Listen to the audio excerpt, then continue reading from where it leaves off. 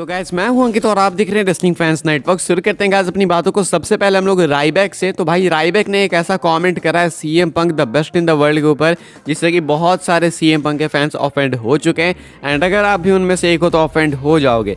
Actually राइबैक ने करा है सीएम पंक को बॉडी सेम, ऐसा कुछ कहना है लोगों का।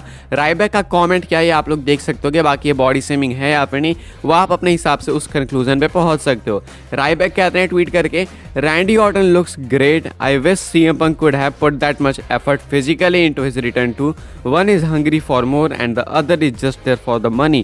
तो यहाँ पे कहना है राइबैक का कि रैंडी ऑर्टन फिजिकली बहुत सही लग रहा है, फिजिक बहुत तगड़ी है, उसने एक्चुअली में काम करा अपने ऊपर।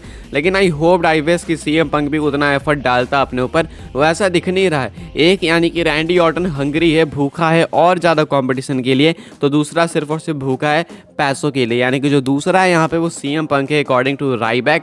एंड ये कुछ इस तरीके से CM Punk को टारगेट करते हैं। काफ़ी सारे लोग कह रहे हैं कि ये बॉडी सेमिंग है। इससे पहले भी ये कह चुके हैं कि भाई इनका जो रिटर्न होगा वो ज़्यादा पॉप जनरेट करेगा as compare to CM Punk। इनका कहना है कि CM Punk ने तो अपने होम टाउन में वो जनरेट करा ना, मैं तो दुनिया के किसी भी कोने में चला जाऊँगा तो इससे ज़्यादा हाइप जनरेट करूँगा, इससे ज़्यादा पॉप लेकर आऊँगा। राइबैक एक अलग मल्टीवर्स में रहते हैं जहाँ पे कि Ryback is the main character, Ryback is Vince McMahon, Ryback is Tony Khan, Ryback is Triple H, Ryback ही राइबैक हर जगह। तो राइबैक कहीं ना कहीं इस बीमारी से ग्रसित जरूर से। फिलहाल के हिसाब से राइबैक ने ये कुछ कहा है CM Punk को लेके।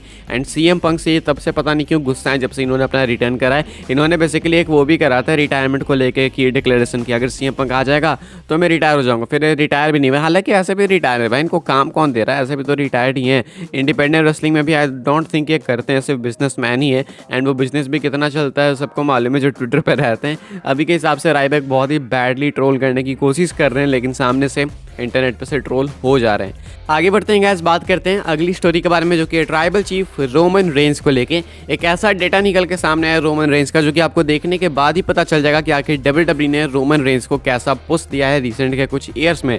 डेटा बेसिकली कुछ ये है कि पिछले 18 रॉयल रंबल के विनर्स को रोमन रेंस ने हरा के रखा है। यानी कि सारे के सारे विनर्स, पिछले 18 जितने रॉयल रंबल मैचेस हुए हैं उनमें से जिसको भी जिसने जीता है सबको रोमन ने हरा के रखा है। अब एक तो खुद रोमन रेंस नहीं जीता है तो ऑब्वियसली उसको तो हम लोग साइड ही रखेंगे, लेकिन इसके बावजूद कौन कौन से नेम्स है वो आप लोग देख सकते हो अपनी स्क्रीन के ऊपर। यहाँ पे आपको कुछ बहुत ही बड़े नेम्स भी देखने को मिल जाएंगे। यहाँ पे बटिस्टा वगैरह का भी आपको नेम देखने को मिल जाएगा। ओवरऑल प्योर डोमिनेशन है यहाँ पे इस लिस्ट के अंदर, देख सकते हो। Roman Reigns defeated every Royal Rumble winner of last 18 years. Name है यहाँ पे बटिस्टा का, रे मिस्टीरियो का, Undertaker, John Cena, Randy Orton, Edge Alberto Del Rio, Sheamus, Triple H, Shinsuke Nakamura, Seth Rollins, Drew McIntyre, Brock Lesnar and Cody Rhodes. तो ये पिछले 18 Royal Rumble match के winners हैं ये, एंड इन सबको Roman ने हरा के रखा है। तो ये पिछले 18 विनर्स रोमन के आगे नहीं टिक पाए। ये कुछ WWE बेसिकली दिखाना चाहती थी अपने कुछ इस बुकिंग के साथ में रोमन रेंस के लिए।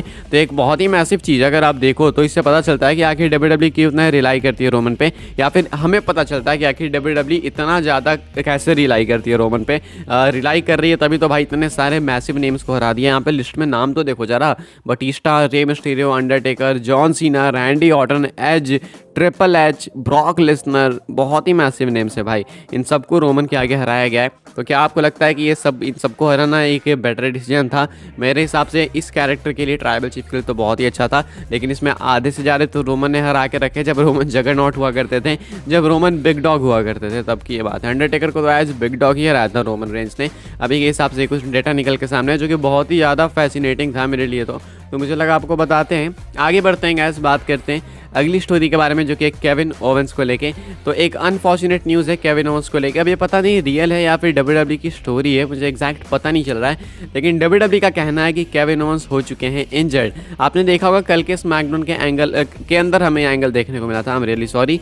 एंड यहाँ पे हमने देखा था कि केविन ओवेंस को इंजरी हुई थी। WWE ने इसको लेके अपडेट दी है एंड यहाँ पे कहा है WWE ने, Kevin Owens has sustained an injury fracturing his 4th and 5th metacarpal during SmackDown last night.